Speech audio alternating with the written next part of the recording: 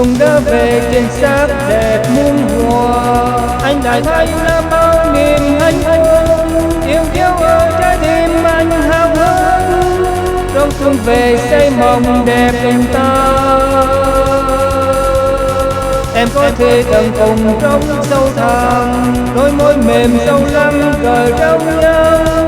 Thương yêu thương xin được ngồi bay bóng, ôm hạnh phúc mãi bền lâu em nhẹ.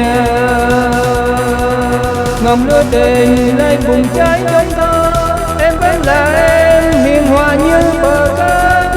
Để sông tình anh ngàn năm giao dáng, mãi bên bờ khao khát lắm em ơi. Xuân đã về cho tình thắm duyên nồng, em sẽ là người và hiền ngoan nặng nhé. Bên tất đều can chết say hạnh phúc, bên đàn con thơ xinh xắn hiền ngoan.